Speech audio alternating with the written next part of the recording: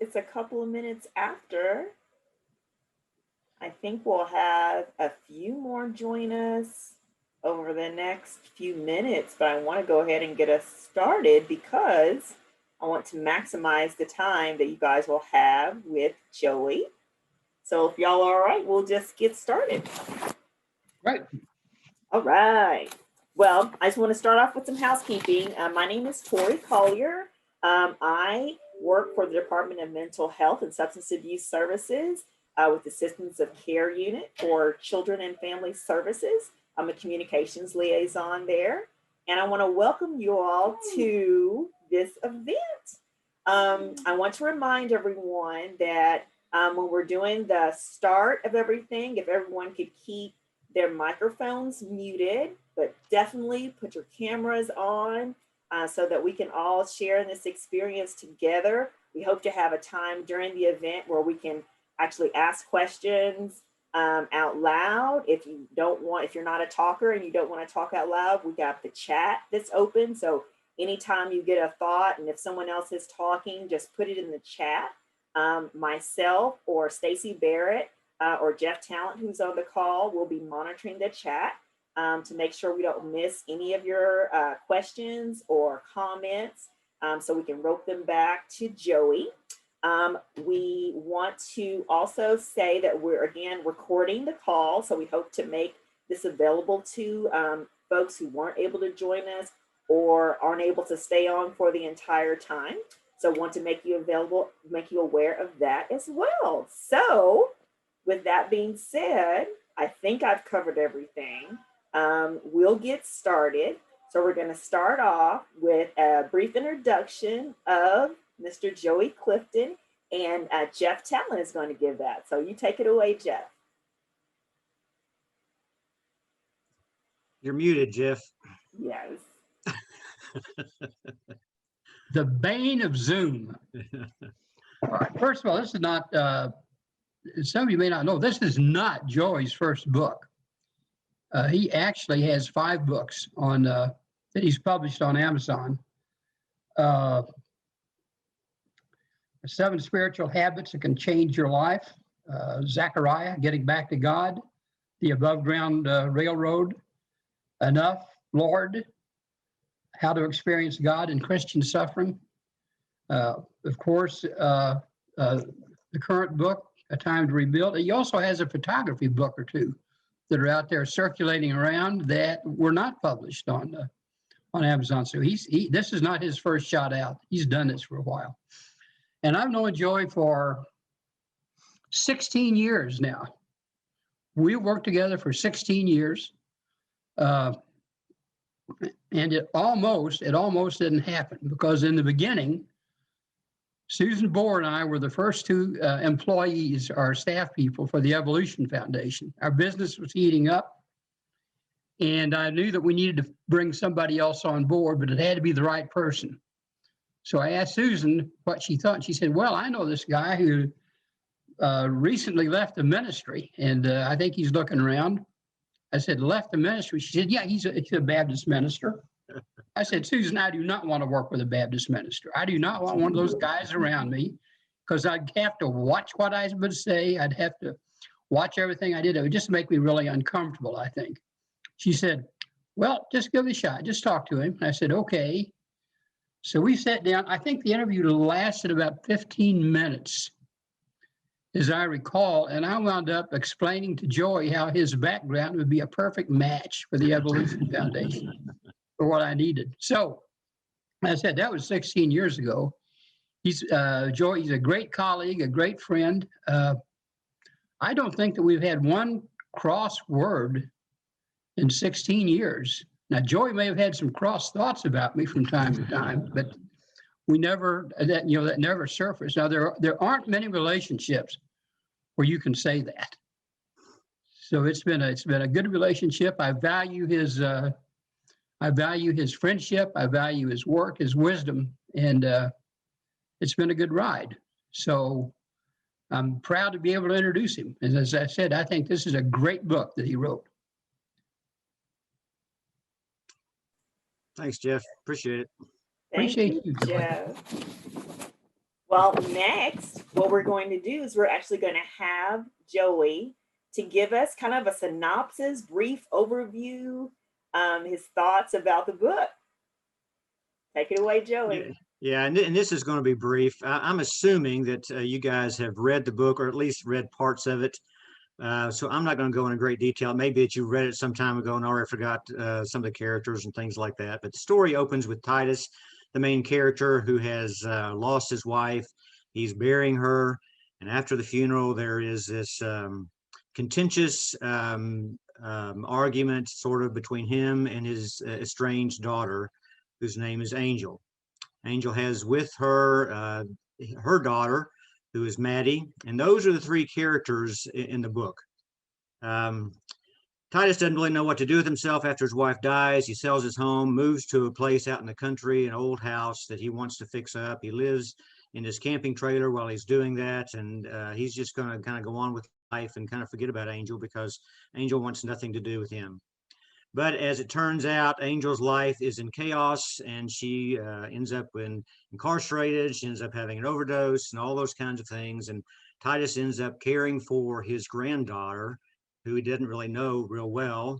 And Maddie has all kinds of trauma of her own life, or all kinds of aces, and she's acting out, and it's difficult. And Titus doesn't know what to do with it all, and he's trying to figure it out. And through the process of this whole book, Titus is reflecting on his own life and his own trauma, and how he has caused trauma for other people and for his daughter and all those kinds of things. He learns about ACEs in this process.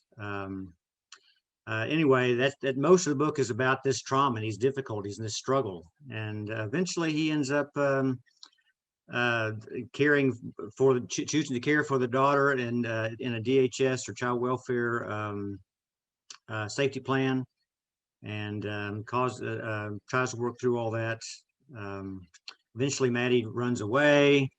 Angel is charged with some very serious charges. I think she's going to go to prison. And finally, Titus sort of steps in and tries to help his daughter, and tries to reclaim that relationship, and tries to help Maddie and learn how to love her. And so it's, hopefully in the end, it's a book of redemption and hope and those kinds of things. That's what I was aiming for anyway. That's it in a nutshell, if you all remember it. Very good. Well, what we were thinking about doing is we had a couple of questions that were submitted by folks when they registered to attend. So we thought we'd start with a few of those.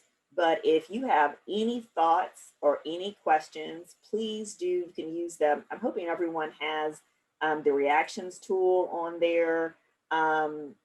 If they want to do like I don't know, it's such an intimate group, you guys. If you just want to put it in the chat, I was going to say you can raise your hand, but you really don't have to do that. We're pretty flexible. And so, like I said, if you want to make a comment, make it, and then we'll pause and address your comment or question. But we hope that these few will jog your thoughts and give you some questions of your own to ask Joey. So one of the questions we got at registration happened to be from Chuck Fletcher and Doug Ishmael from our audience. And they wanted to know, Joey, what inspired you to write this book? That's a good question. It was sort of a story that kind of grew over several months, and I just kept playing around in my mind, and it kept changing as I went. And it's a combination of a couple of things. One is all the things I've learned about ACEs in this work, and and working with people who care deeply about families and those kinds of things, and hearing the stories from some of the families that I've worked with on occasion, and their own stories and that kind of stuff. But a lot of this novel is my own story. I have two adopted children. They are now in their early 30s. We got one when he was 2.5 months old, one when he was 3 days old. And you think, well, they don't have any trauma because they grew up in my wonderful home, but at the same time, we're learning so much more about trauma now, and about what happens even before birth sometimes for some of these kids.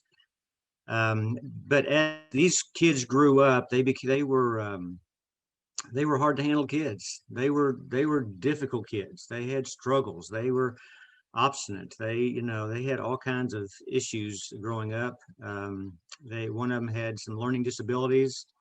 Both of them were bullied in school, acted out. One of them was a cutter. The cutting kind of shows up in the story. One of my boys was a cutter, trying to deal with his pain and his suffering. Not only did he cut himself, but he would cut on furniture and that kind of stuff. Just make my wife and I so mad. He would explode and put his head through doors and hand through walls, and just all kinds of those sorts of issues. Both of my boys ended up getting into the drug culture in high school, and just got worse and worse for them. One in opioids, the other one into it was meth. Both of them ended up incarcerated. I could spend lots and lots of times in those courtrooms, sitting right next to them, like that one scene in the story with their knees bouncing up and down, just waiting to figure out what was going to happen to them.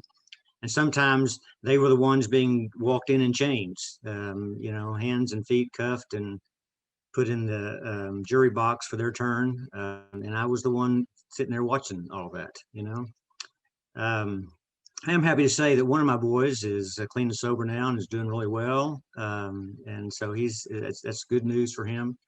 The other one is still struggling with alcohol addiction. In fact, he's in hospital at this very moment, recovering from some liver damage stuff he's done to himself. So it's ongoing. Sometimes there's hope and redemption, sometimes there's not. And so a lot of my story is in this book, and that's kind of what inspired. A lot of it it's a difficult story to tell, but in a lot of ways it was sort of me sharing my own family story of hurt and failure, but also of hope and redemption and possibility and those kinds of things. At least that's what I hoped came through it. That was great, Joey. We got a couple of shout outs in the chat about the character Joe. And one comment was that Robert Lee thought that she served as the spirit guide for Titus in introducing him to ACEs. And then Crystal said that Joe was her favorite person. Really? Yeah. So, yeah, she's the good one. Yeah, she's the one who's got everything together. I wish we all did. Yes. Yes. All right. Well, we'll keep going. As I said, keep those comments coming.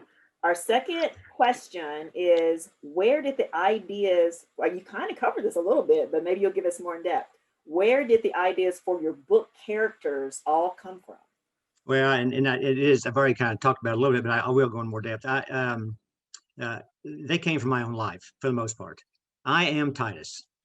Now, I'm not exactly like Titus. Titus is much better than me in a lot of ways. He's much more proactive than I am, and I tend to be more laissez-faire and sit back and let things happen. But he's much more proactive. But I enjoy working on houses and doing all those kinds of things that Titus does.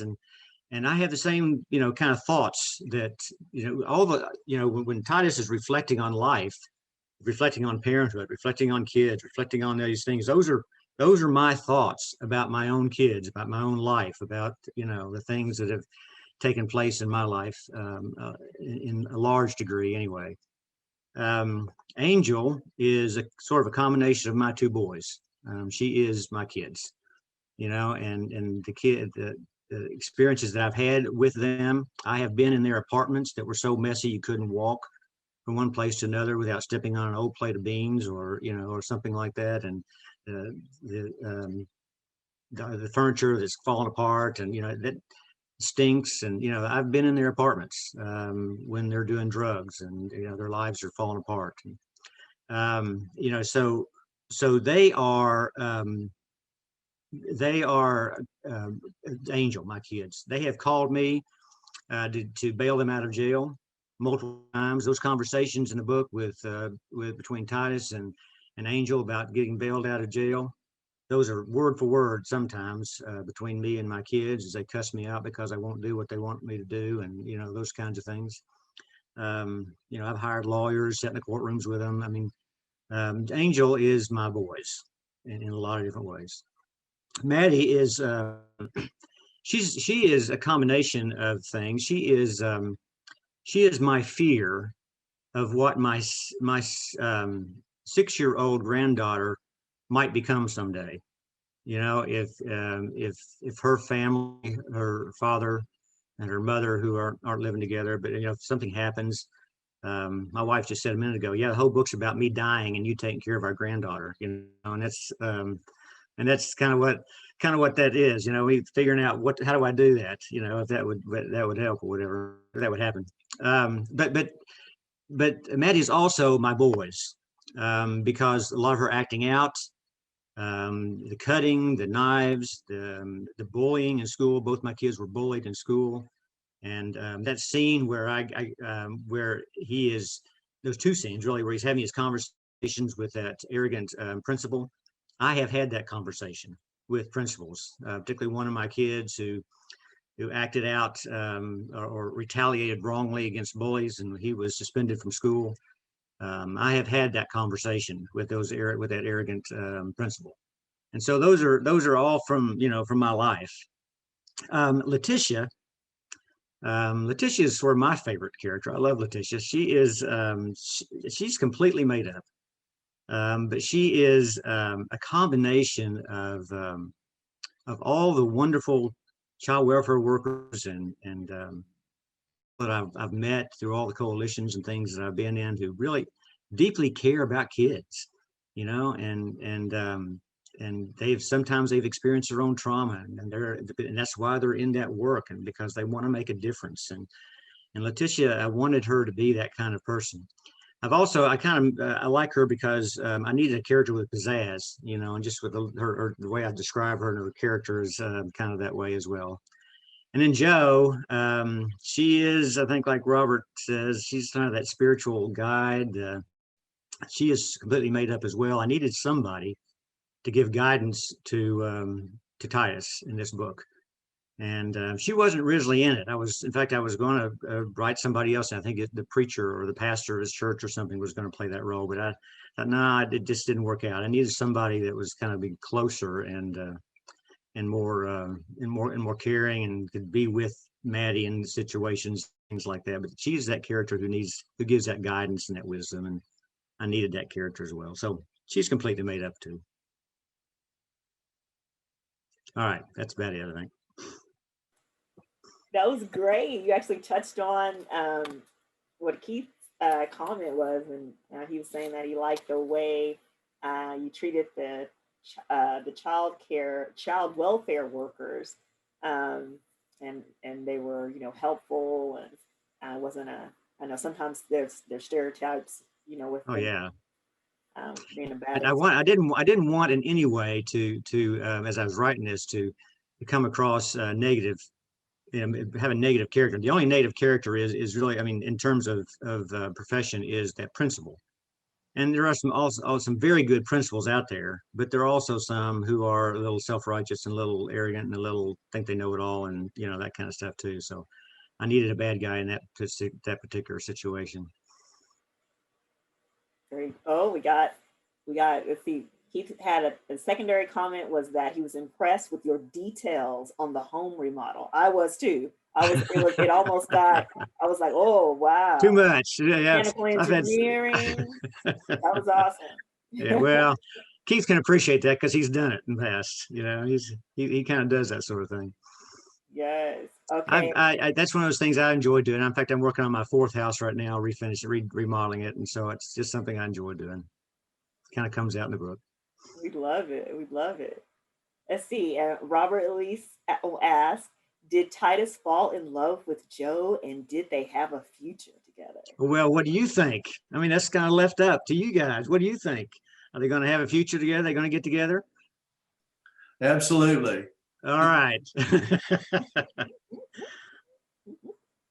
Yeah, I think that.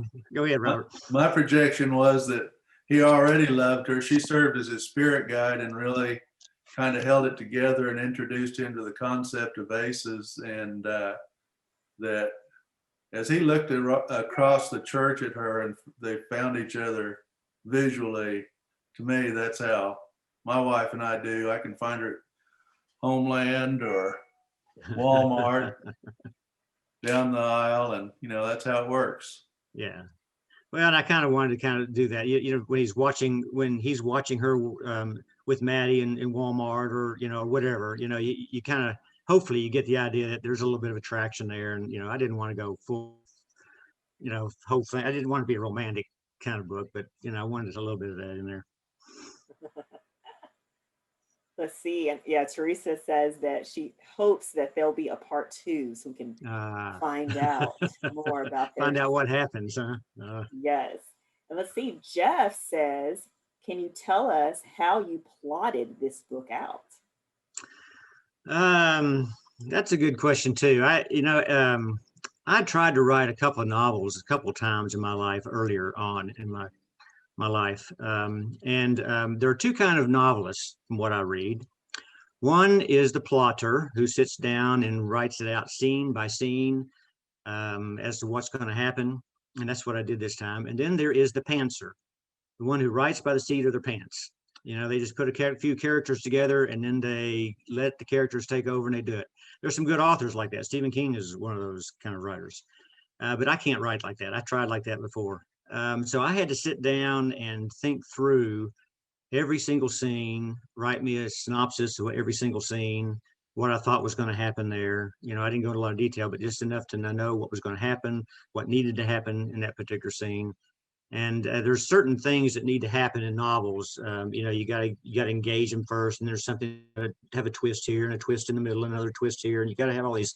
And so I had to make sure all those were in place, and all that kind of stuff. So, it took me a while just to sit down and plot it out the way I wanted. And then when I started writing it, it just started. It was just real easy. It just flowed real easy until I got about halfway, and then I looked at the end of it and I thought, my characters they're not going to do that. My characters kind of took on their own life a little bit. And so the ending I had lined out for them wasn't going to work. And so I had to redo the whole ending and figure out where it was going to go. The ending is not what I originally planned the ending to be, but I think it's much better than the ending that I had. So I think the characters sort of took over and helped me figure out, what they would really do in life and how it would really end up. So that's kind of how it took place. That's great. So let's see. Crystal also commented that loved that Titus had the natural support in Joe and that he actually reached out to her and wants to know, was that a little nod to wrap around? Could be, Chris. I thought about even, in there a little bit, even having a family team and all that kind of stuff. It just got way too complicated to try to figure that out, So I didn't go that far with it. But yeah, those things were in my mind, making sure those supports were in place and those kinds of things. Very cool. Paula commented that she loved the child welfare worker, thought she was very, very so realistic. And she was, again, she was one of my favorite characters. And in fact, when I was writing that scene where she was telling Titus about her own story, I mean, this is a completely made up story, but I was sitting there typing away, tears were just rolling down my cheeks as I was writing that scene about this made up character, because I was so into who she was and what she was experiencing and that kind of thing. That's great. We can feel that. Haley wants to know more about Derek's character.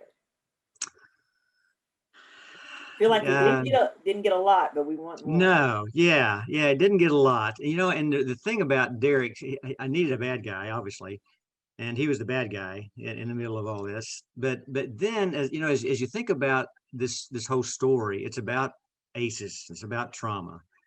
And, we hear and we experience the ACEs and trauma of Titus and of Angel and of Maddie.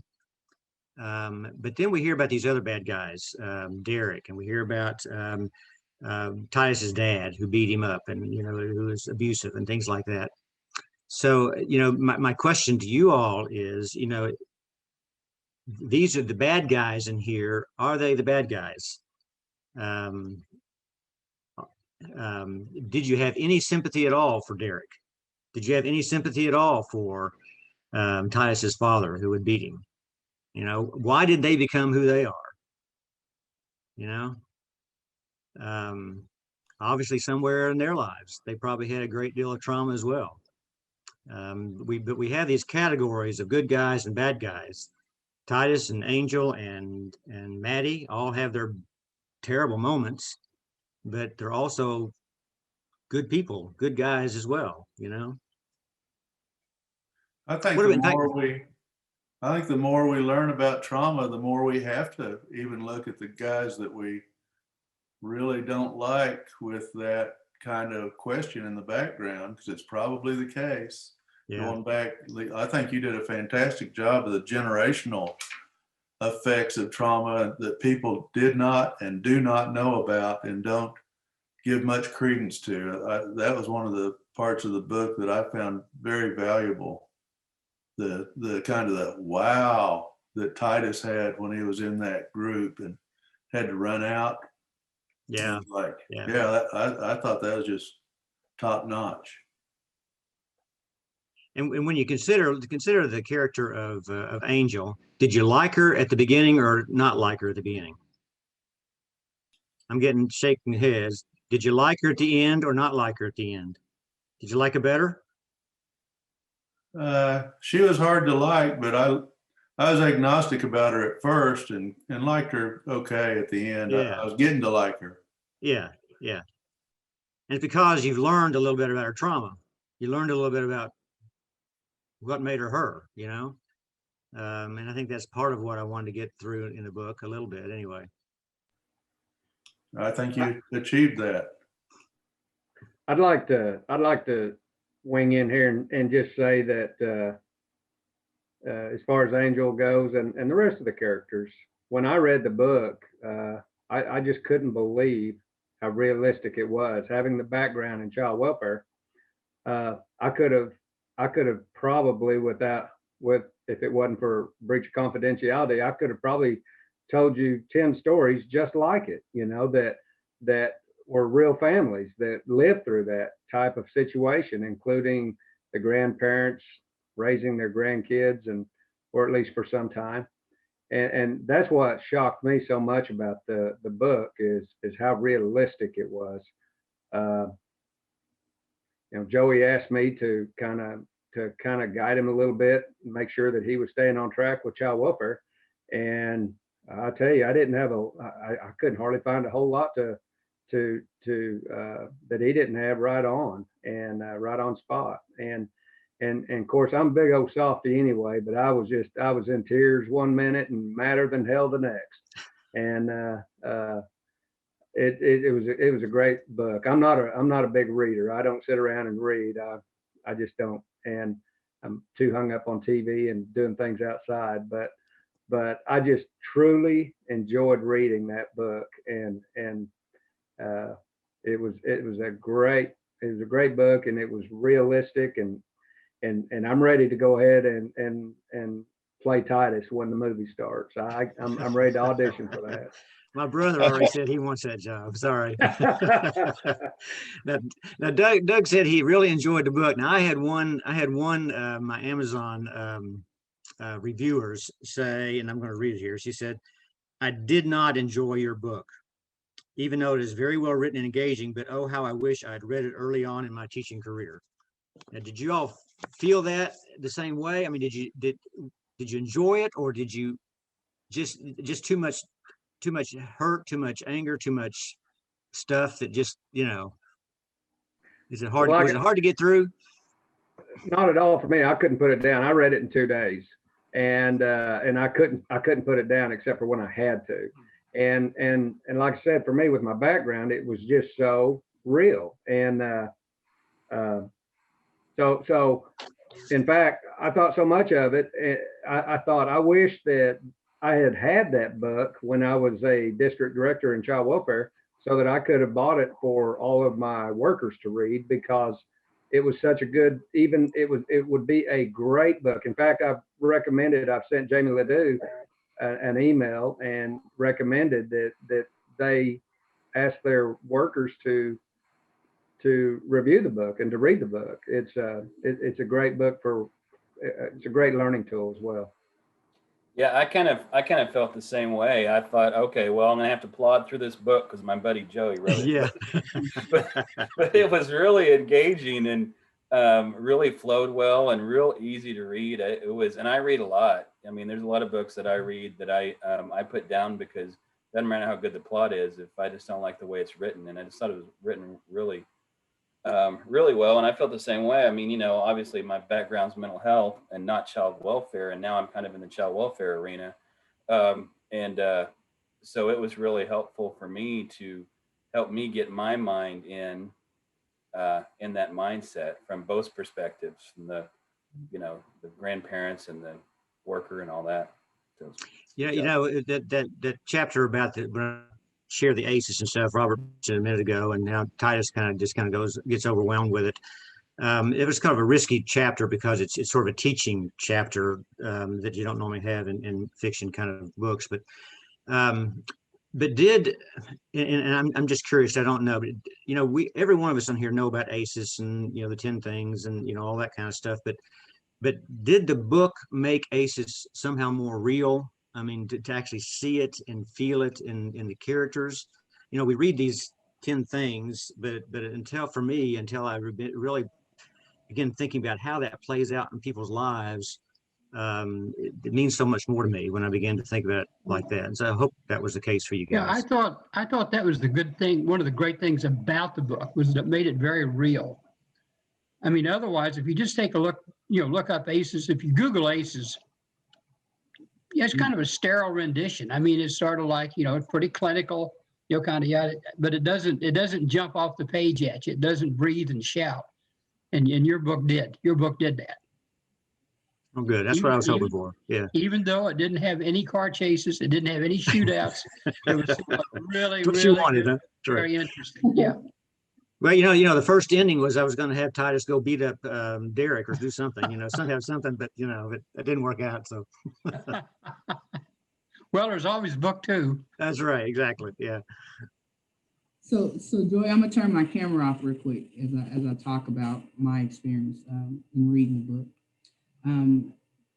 There was multiple times that it was extremely enlightening in many cases, and the reason why I say that is because I think that oftentimes when I look at my own experiences and the different communities that I was raised in and the different people in those communities that surrounded me. Most of you guys know communities of poverty are enmeshed in some aspects with lots of trauma. Families that, you know, live amongst those situations, in some ways, it becomes a norm. And I think sometimes it is so difficult to distinguish the difference between I love my dad, I love my mom, or I love these people, and understanding the wrong or the impact of mental health and the impact of other diseases like substance use and a lot of those things. And then when we begin to interface in a world, treatment specifically, when, you know, and those things um, are the taboos, are the bad things that we really push kids and we move kids away from and try to prompt better thinking and better decision making. And right now, I'm going through a situation with my foster daughter where the system has already relinquished rights to her mom, but she has a close connection with her mom. And the reason why she's going into treatment is to begin to resolve some of the issues that she has related to her mom. And the worker is really trying her best. The therapist is really trying her best to make sense of the I love my mom, but also my mom is dysfunctional. And that is a hard distinction. And the reason why I said it's a very tough distinction, because as I think about a lot of the kids in the foster care system, is Doug mentioned, a lot of these kids have been sexually abused, sometimes by their bio families. A lot of these kids have seen a lot of trauma. But then also these parents have went through a lot of their trauma. And so really trying to wrap the head around all of that. And we see kids and we see ourselves, um, no matter how bad mom is or no matter how bad dad is, we want to maintain those types of connections.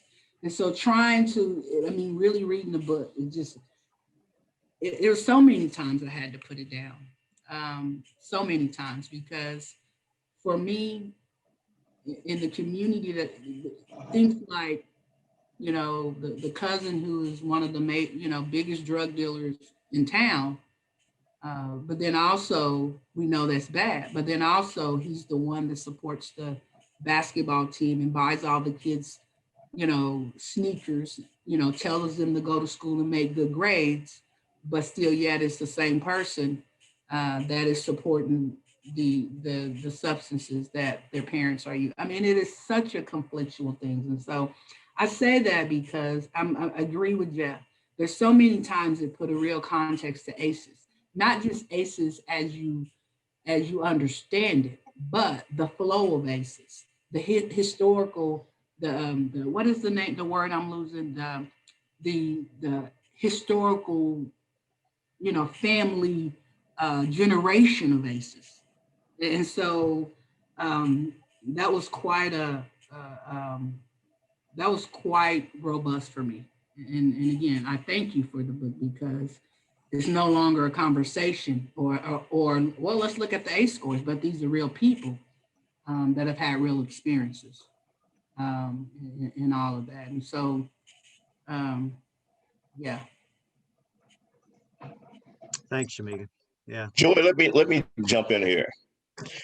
In chapter 31, where Maddie gets off the bus and he thinks she's cussing out the bus driver. She's really upset. He really And did. Titus really doesn't know what to do. And he really wants to run away, but he stays there and he reflects back when he used to go to this old shack or whatever and had the pallet in the living room and how he would jump away. But he gives Maddie time to express what's going on. And he puts his arm around her and it shows her affection. It got to me when she said, when she tells him, she says that a student over heard her school counselor tell her teacher that she was a custody kid. And it really hurt, and the kids made fun of her, and it really hurt her feelings. It gave me a flashback that when I was in the 3rd grade, my father got killed, and a lady made fun of the fact that my mother and father wasn't married and labeled me a B kid. And my grandmother, when I ran home from school, she put her arm around me and told me a lot of different things and said, you're inferior to no one. And the fact that Titus did what he did, didn't run away, stayed there, gave her time, and put his arm around her and did what he did, it made the book too real to me, and I had to put that book down for a couple of days. I really did. Because it was real to me. I was in a similar situation, but overall, I thought the book was outstanding, and at certain points it was too real for me. I'll just put it like that. Okay. Yeah. And there's a couple of things that raises for me, Chuck. And one of them is, just the stigma of kids who are single parent kids or kids who are in foster care or whatever. And, and the pain that they go through when other kids find out, or, just whatever. It's a trauma in and of itself that they're dealing with. The other thing that your comment raised for me, Chuck, was that when I had several people read this book before I put it out, they call them beta readers, and to give me feedback on it. And one of the questions I asked them was, what scene was most important to you? What scene was most, that struck you the most? And for Chuck, that was the scene. For every single beta reader, I had a different scene that they said, yeah, that was important to me. Which scene was most important to you guys? I mean, just stuck out like this was an important scene.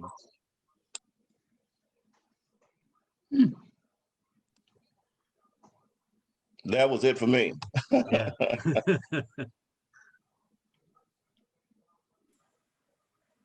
Joy, I have to say, for me, it was the flashback of the daughter when she was calling her dad to come and get her. Dad, I'm in trouble. Dad, I'm in trouble. I could just, I don't know if I was filling in my own blanks, but I could picture her crying and voice shaking and being scared and afraid. And I thought about how I felt about my dad when I was very young, kind of being my superhero, and then having that wall where he kind of turned human or like someone who isn't the superhero. So I think it impacted me greatly. And I was so shocked when he was like, no, you know, figure out, you got yourself in that mess, you figure out how to get home. And then just imagining, you didn't even lay it out what happened, the details of what happened to her, but it was worse in my mind trying to imagine her being attacked by, you know, unwanted, uh, getting accosted like that and abused, and then having to come home with her mom because the dad, he was there but just didn't come rescue her. So that was very impactful for me. I mean, even now I have to kind of catch my breath, but that was huge for me. And one of my questions that I had was, why did you write him like that? Or, what would make a father, their baby girl, being in that much trouble and that scared, not jumping anything to get her. And and that's the whole question of that particular scene. I think for me, Tori, is how do you parent? How do you parent a kid that is already a little on the wild side, a little out of control? In the book, I've got these two opposites. I mean, we've got Titus who says, "You got yourself into this. It's your problem. Figure it out. Natural consequences. That's how we learn, right? You mess up, you have consequences." And then we've got Mom over here, and when I talk about her a little bit, she was the opposite. She was always the one with grace and forgiveness, and she was the one ready to bail her out whenever she got into problems and difficulties. And what I wanted to come through in that book is that neither one of those extremes are the answer. I have been on both sides of that, trying to figure out, what do I do in this situation? Do I bail him out one more time or bail her out one more time in this book, for their stupid things that they do? Or do I put my foot down and say, I've had it with you, deal with it yourself, and parents have to, every day as parents, we make those decisions. And if you've got kids who are hard to deal with, you've got really, really hard decisions you've got to make day after day after day, and you don't always make the right decisions. Titus didn't make this time. Obviously, he didn't make the right decision, and the consequences were far worse than the sin in that particular case. But in his mind, he didn't know that was going to happen, and he didn't know that was going to be the end result. It's just parenting kids that are like this. It's hard. It's hard stuff. And so I wanted people to have some sympathy for the parenting of kids who deal with these kinds of issues day in and day out. So I think for me, one of the pieces that really stood out for me were the conversations between the worker and Grandpa, as she communicated to him that there might be some changes that he needed to make in his response to his granddaughter. And I think that, we often get a lot of focus on what we consider poor behavior in a child, and we all want to fix and change that. But sometimes, we need to provide the opportunity for connection, and some of that needs to happen on our part as a caregiver to be that safe person and to create an environment that provides for that opportunity for a child, and which is certainly challenging when you're getting faced with this kind of pushback.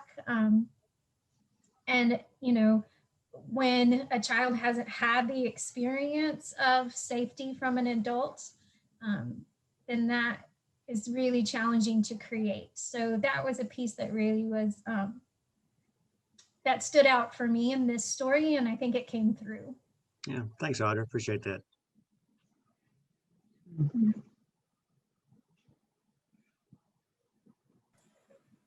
want to make sure we didn't have anyone else. We could circle back, and I wanted to make sure that everyone's voice got that, put something in the chat that that got voiced to Joey. So I just want to kind of double back. Some of these things may have gotten voiced already, but if I'm going back from the latest thing, it's Haley said, I think the part about Angel and her dad could be empowering for parents of adult children in those situations to keep healthy boundaries.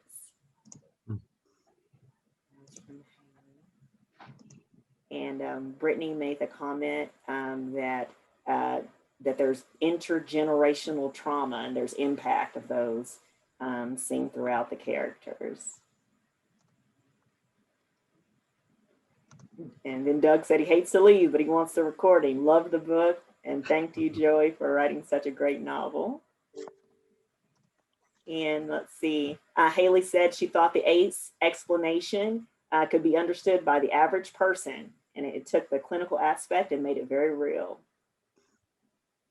Crystal says it was a quick read for her. She read it last night and finished it an hour before this event. She's already commented, both excellent and realistic. So that's all that is.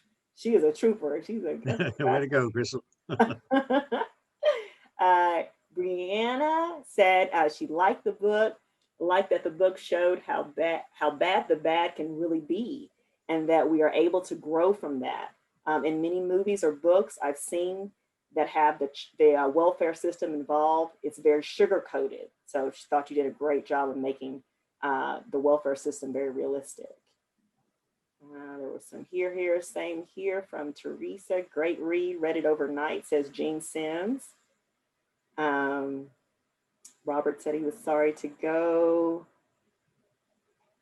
Oh, and then Crystal says, thought it was great that Titus told his own story throughout the book, and in doing so was forced to deal with a lot of his own personal trauma. And yeah, I mentioned earlier that Titus is my favorite character, and is, in a lot of ways he's me. But I did not have the trauma that Titus did. I think my ACE score is like a 2 or something. You know, it's not like I had the trauma that he had. And so in some of that, I had to envision some of the things that he might be going through and that kind of thing. And I hope that I was able to capture it. Those people who have not experienced trauma cannot, as much as we want to, we cannot understand completely those people who have experienced, huge amounts of trauma. I wanted to do the best I could, put myself in the minds and hearts and beings of those characters, but I know that I probably fell short in some regards and some of those kinds of things. Did great. Haley said that, I think she was referring to Angel. She said that she cared for Angel because she reminded her of her sister. And let's see, Stacy was commenting that past trauma in their lives. I think she was commenting from something that was said. And then Haley also said that Titus did not have compassion or sympathy for Derek. Titus didn't, in the book. And then Robert said that the principal reminded him of a movie character in the movie Uncle Buck. Of the principal there. I haven't seen the movie, sorry. I'm real bad at remembering movies. Yeah. Let's see, we had one more. Summer said, love this book, read it in one day, couldn't put it down. I'm a foster parent with a 6-year-old foster daughter, and I can relate to Titus and what he was going through. So lots of great comments. And then Jeff says, I've got a great first sentence for Joey's next book. All right, I got to hear it, Jeff. What is it? Ready? It's actually 2 sentences. Okay. All right, here. And I wrote this before the conversation started. Okay. Do you take this man to be your lawfully wedded husband? The minister asked. I do, said Joe. That's where it's going to start, huh? With the wedding, huh? All right. That's right. We'll see. Maybe you should write the romantic follow-up, Jeff. Yeah, right. Yeah, right. All right, car chases, shootouts. Yeah. Joey, you asked kind of our impression of the book, and as I was reading it, I could not put it down. I couldn't put it down, and so I kept trying to tell my husband about it, and he said, "Well, what's it about?" And I'd start to tell him. He goes, "That sounds pretty heavy," and I said, "But you have to read it. I mean, you really have to read it to understand. It's really hard for me to tell somebody about the book, but I have recommended it to several people already, Thank you. and I thought it was just so extremely well done." Thanks.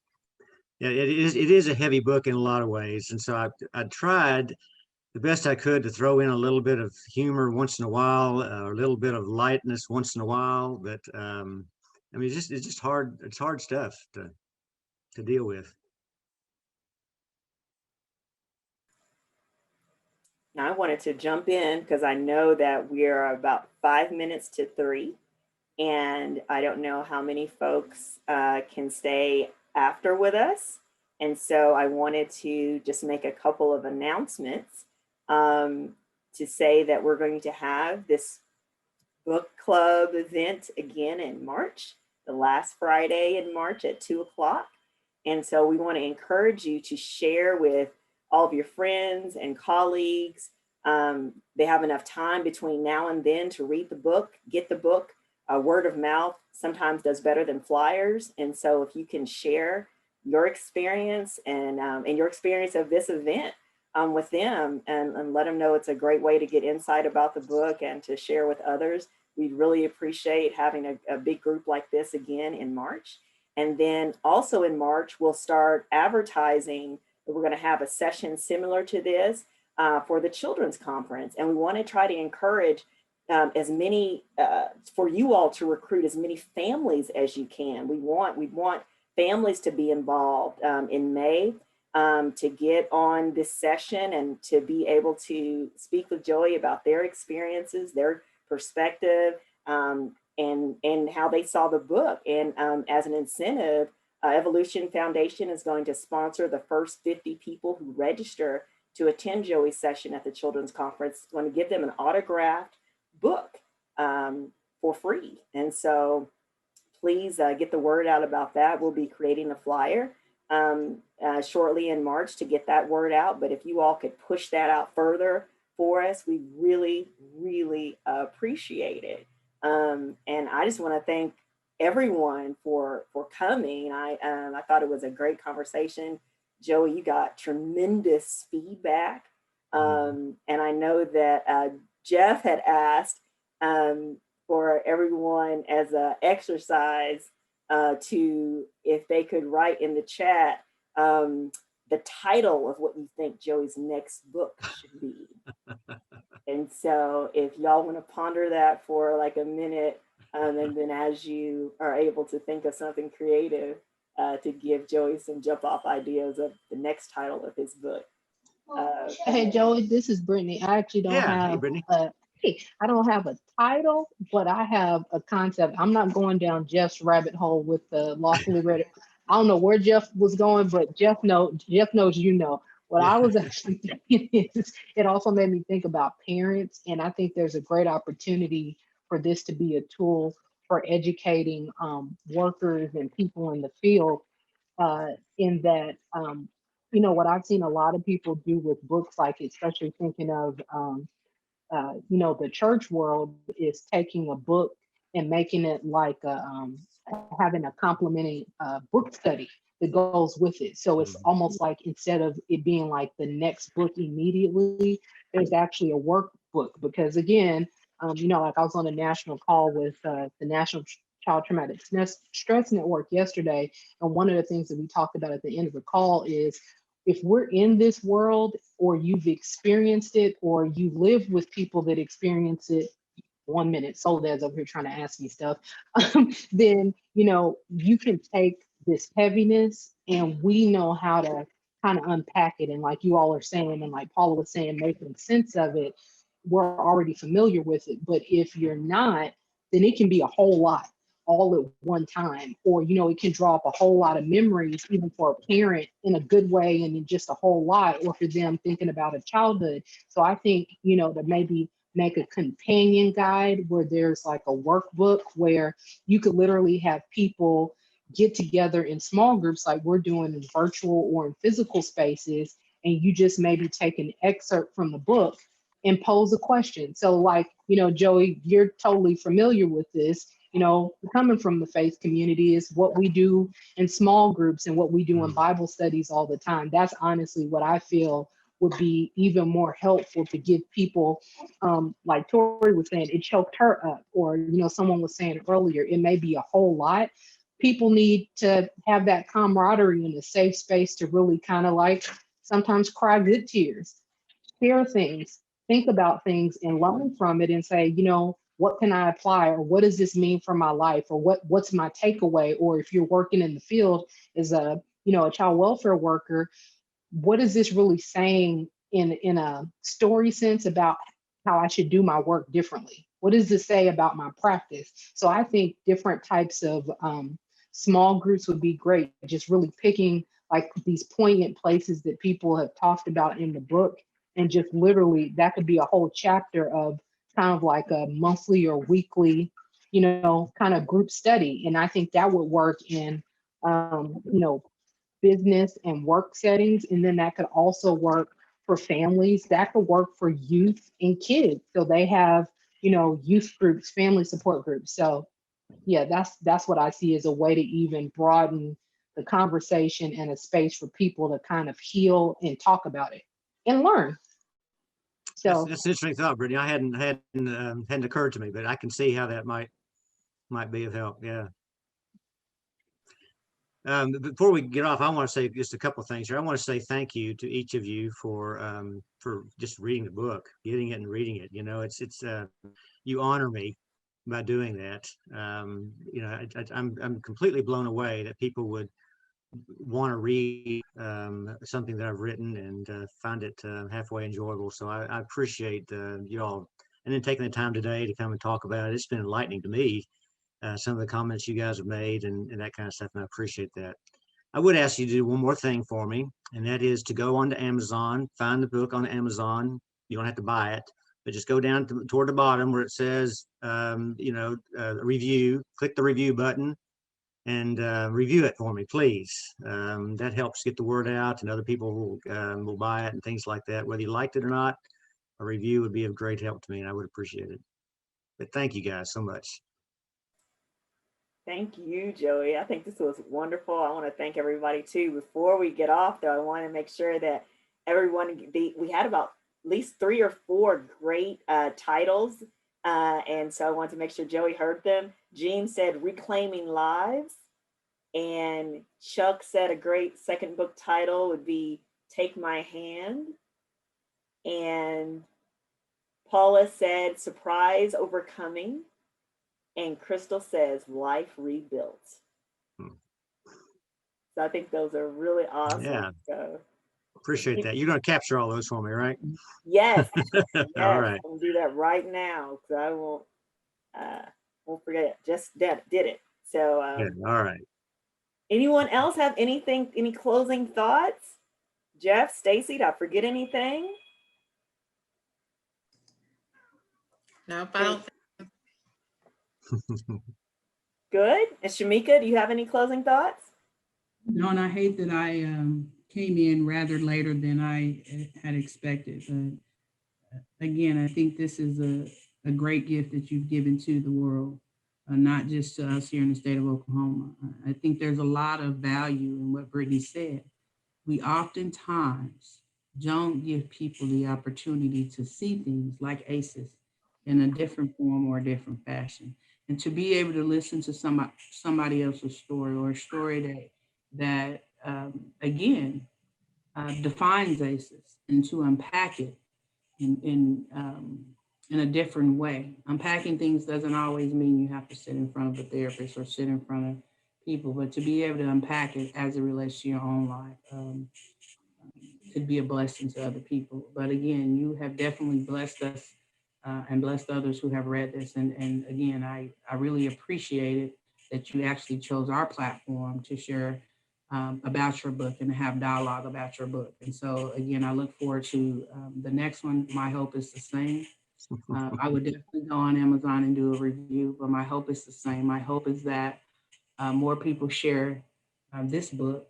I know some people are not readers, but share this book and other people can engage and learn and share their dialogue with you as well. So again, Joy, I thank you for this. Thank I would like for us to develop a list of maybe 10 people that we need to send this book to get their attention. Mhm. So one of the things I was thinking, because of what Brittany said, I know Acela and Jerry, they do a family support group. And what I also know is that there are some FSPs and some family members that are not as comfortable with reading or not as comfortable, but to be able to, again, share the book, but then I'll also, maybe, kind of create their own book club in a way, not book club, but create their own way of help, maybe share one aspect, a storyline in the book, chapter or anything like that, that could be helpful to other parents, because I definitely see where listening, reading, or hearing somebody else's story can have a major impact. So I don't know. I just think that I agree with you, Jeff. We should share it with other people. And you know what? The other thing I just thought of, Shamika said it, everybody's not a reader. So that's me. I read so much in school that it's hard for me to focus on anything that's not more than like a kid's picture book at this point. Like that's something I've worked on over COVID, is reading books that I have on my shelf that have always been on my bucket list, big books. And actually I'm proud of myself because I actually opened the books and read them. Even it helps me with my Bible to now have the option of having the audio version.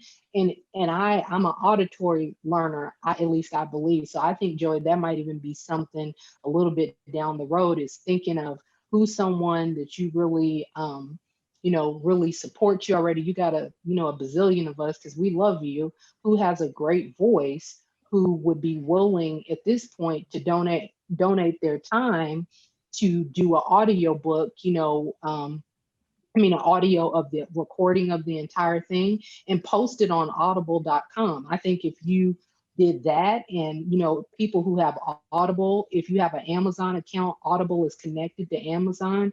That's a great way to get a whole nother category of people, because I've gone through lots of books. Sean will mess with me. He's like, did you read it or did you listen to it on audiobook? I'm like, well, I have the knowledge. So I'm going to say I read it because I listened to it. So, however it works for people, I think if you can have that on audio book, then that would be great, because that will open it up to people who maybe are not readers, or maybe they don't read the best, or they may not stick through it, especially if parts of the book are tough. Sometimes it's easier to listen to an audiobook because it almost feels like you're listening to the radio, or you could be in the car or doing something and still, listen to it. So I think that would be awesome. Because I would have, if I'm not a reader and I wasn't in this world and somebody gave it to me that way, I would much quicker listen to the book than I would pick up the book, even though they told me it was a good book. I would listen to it before I would actually read it. All right, I hear you. Well, again, I want to thank you all for coming, and I hope y'all have a great rest of your Friday. And like I said, don't forget to share about our March event, and you're welcome to come back to the March event yourself as well. So look forward to seeing you then, if I don't see you at meetings in between. Great job, Tori. Thank you, everybody. Thank you. Thank y'all.